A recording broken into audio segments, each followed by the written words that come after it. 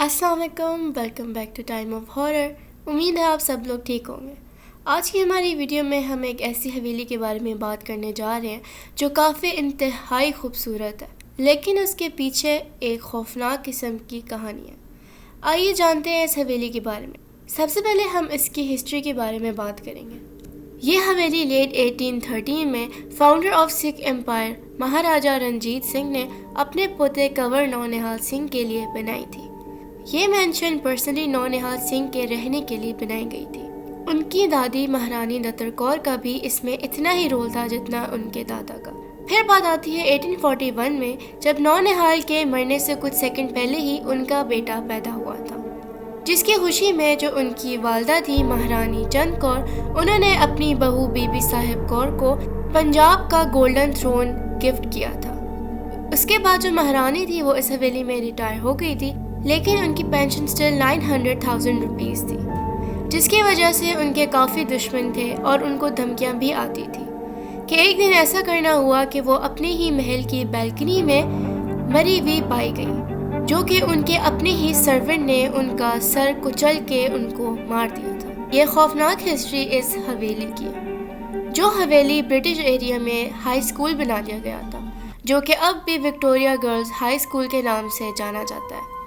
अब बात करते हैं इस हवेली की लोकेशन की। ये हवेली लाहौर पाकिस्तान में है, जो वॉल सिटी ऑफ लाहौर में बनाई गई है। ये भट्टी गेट और मोरी गेट के दरमियान है, जो कि भाइयों का मैदान के नाम से भी जाना जाता है। ये हवेली इंतहाई खूबसूरत है। इस हवेली में 40 रूम्स हैं, हॉल्स हैं, चैम्बर्स हैं और इंटीरियर उनका काफ़ी खूबसूरत है। ये हवेली सिखों की काफ़ी खूबसूरत हवेली में शुमार है।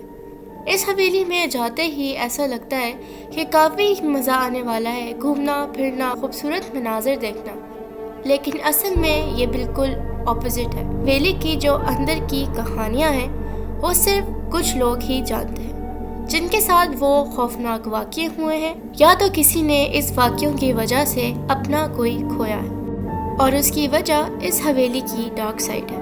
इस हवेली के जो बेसमेंट है उसमें कुछ कमरे हैं जो सबके लिए बंद हैं। ये माना जाता है कि वो कमरे भूतों की वजह से पुरअसरार हैं, जो कि महाराजा और महारानी के बाद के ज़माने से बंद आ रहे हैं। इस हवेली की जो सबसे इंटरेस्टिंग बात है वो उसका पेंट हाउस है, जो कि रंग महल के नाम से जाना जाता है। वह काफ़ी खूबसूरत तरीके से सजाया गया है।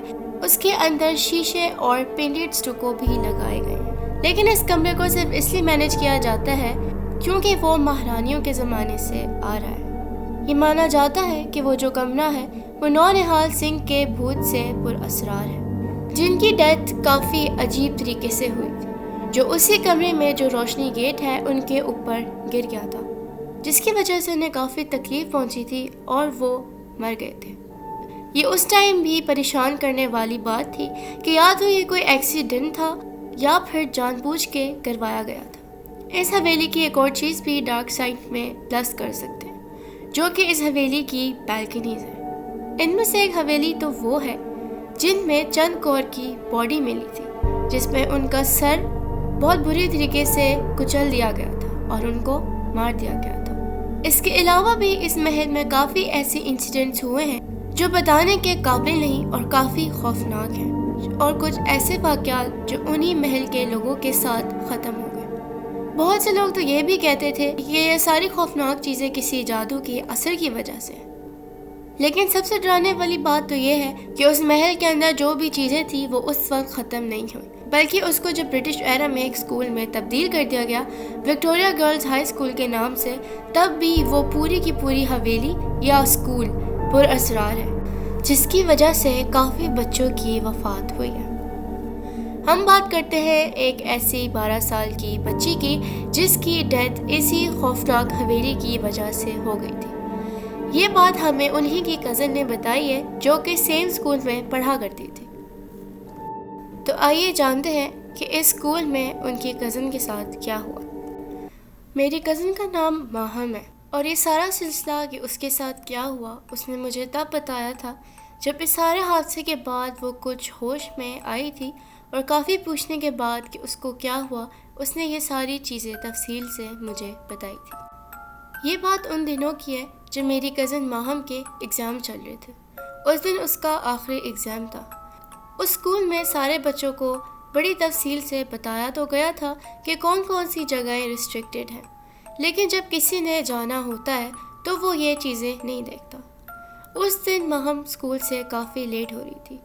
ویسے تو اس کی روٹین تھی، وہ صبح اٹھتی، نہا دھو کر ناشتہ کرتی، اپنی ماں سے بال بنوا کر اسکول کے لیے نکل جایا کرتی، لیکن اس دن اس کا آخری ایگزام تھا اور وہ کافی لیٹ بھی ہو گئی تھی۔ مجھے یاد ہے وہ اٹھتے ساتھ ہی چینج کر کے سینڈوچ لے کر گھر سے نکل گئی تھی۔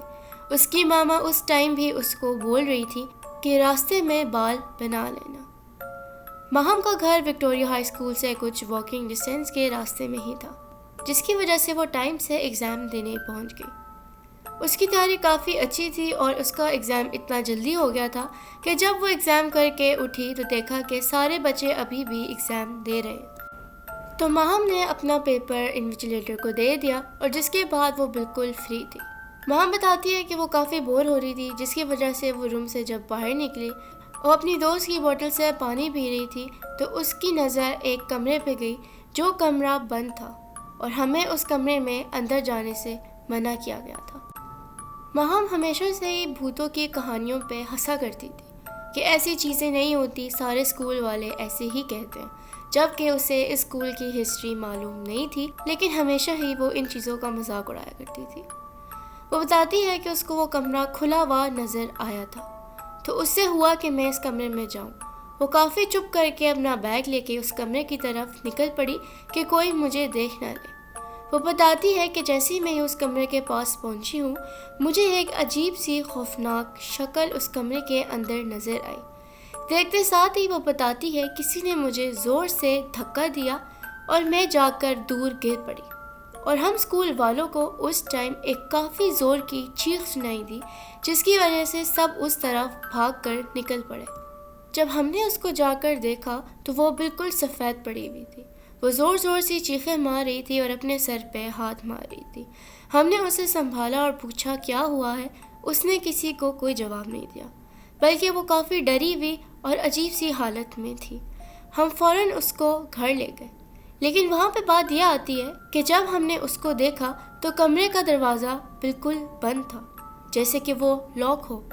گھر لے جانے کے بعد ماہم کی طبیعت کافی خراب ہو گئی، اتنی مزید خراب ہو گئی کہ اس کو ہاسپٹل میں ایڈمٹ کرنا پڑا، لیکن ایڈمٹ کرنے کے باوجود ڈاکٹرز بتاتے ہیں کہ اس کو تو کوئی بھی میڈیکل ایشو نہیں ہے۔ اس کے بعد ہی اس کی شکل اور مزید بگڑنے لگی۔